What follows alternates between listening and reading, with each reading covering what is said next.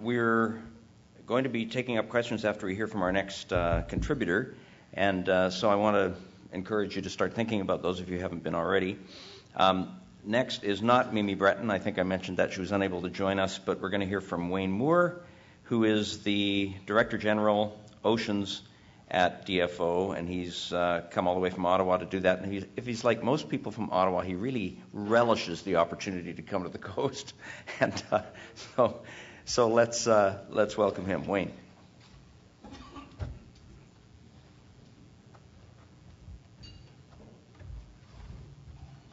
Thank you, Gordon. I really do relish the opportunity to come out to the coast, and also want to note to Bruce that when we get our 30 years in, we'll be able to come down to this end of the table. So it's all good. Good morning, everyone.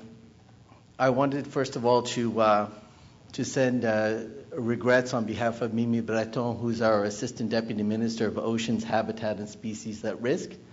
I know she's watching us this morning on the webinar because I got an email saying that I see you, to which I replied, well, remember the camera adds 10 pounds.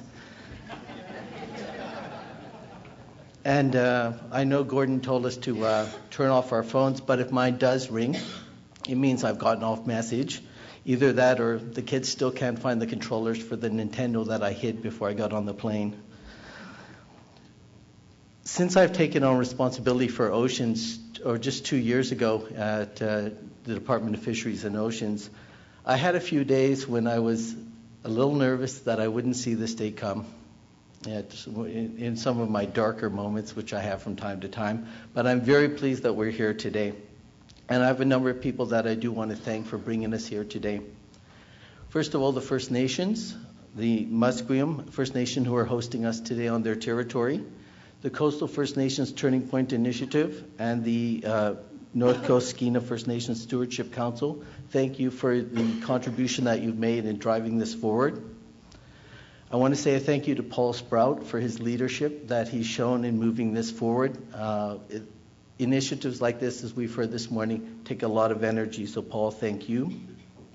Jamie in the province, you've been a great partner with us on oceans, leading at the national level and the work locally, so I want to acknowledge that. The municipalities for your participation today, thank you.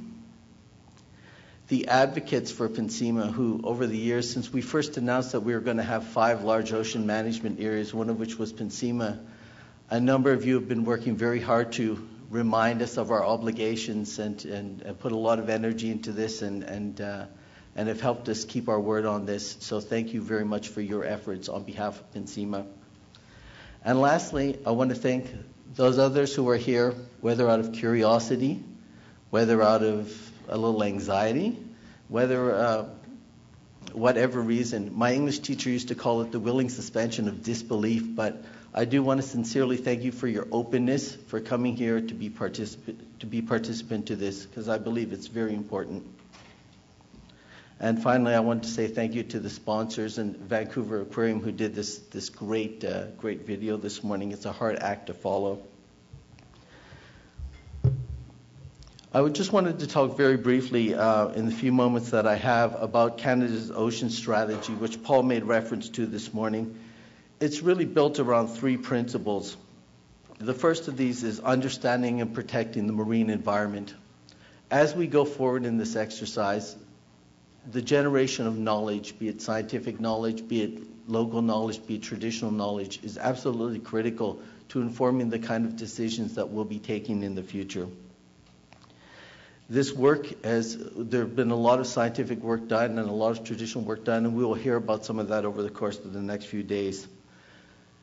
This work, the debate around protection, what needs to be protected, how this will contribute to Canada meeting its obligation to establish a network of marine protected areas by 2012, are all very important parts of this discussion, and this is a great opportunity for us to begin that discussion.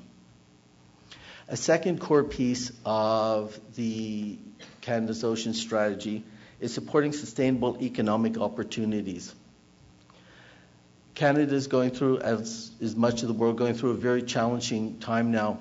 But we just have to remember that, put this in context, The coasts, our oceans, have been supporting livelihoods throughout this country, and particularly in BC, for centuries.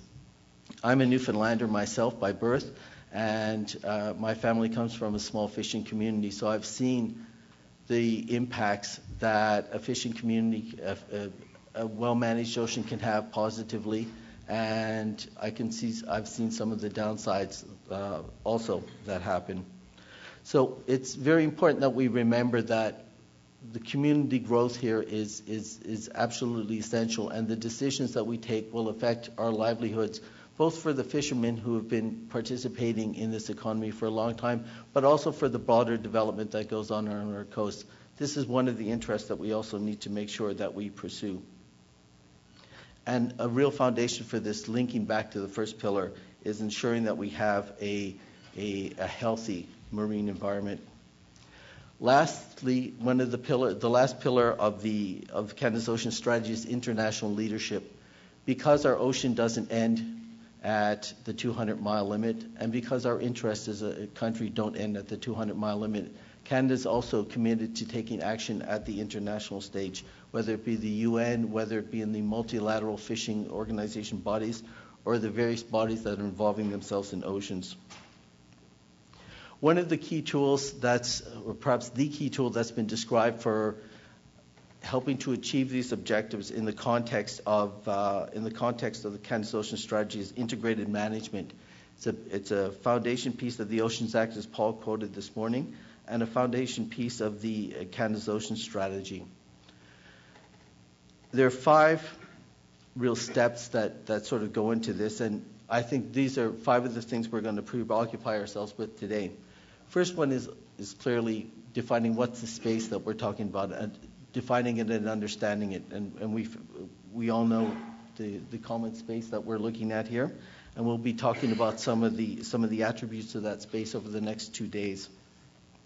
The who and how we work together is a second and equally important aspect. The who are all of you, the communities that you've come from and that you'll go back to. This group of people is, I think, it's a fantastic representational point, and this really, one of the outcomes that I hope that we start discussing today is how we're going to work together over the coming years. Articulating goals and how these discussions today will contribute to articulating goals for the PNCIMA area. From those goals flow action plans, and from those action plans flow monitoring and accountability, because these are all important. The key pillars or the key aspects that I see underlining this: collaborative working relationships, as we've been talking about; shared responsibility for achieving common goals. This isn't about the government doing something for somebody, it's about all of us doing something together. And also, one of the core aspects of this is engaging Canadians in oceans-related decisions, and that's really what today is the beginning of. Al made a reference during his remarks to hoping that this isn't an endless exercise, and I think we can all share that. What will be enduring here are the relationships and the interests. Those will not change, and they will endure over time. I think one of the ways to address this concern is to make sure we have some real milestones we set for ourselves and that we work through, and that we keep a focus on delivery and accountability. We've got a lot of experience to build from across the nation, and Rebecca's made some reference to that this morning, and we will be hearing some more examples as we go through the day, whether it's the plan that's already in place on the Eastern Scotian Shelf, the plan that's coming online very shortly in the Beaufort Sea, or the work that continues to be done in Placentia Bay and the Gulf of St. Lawrence.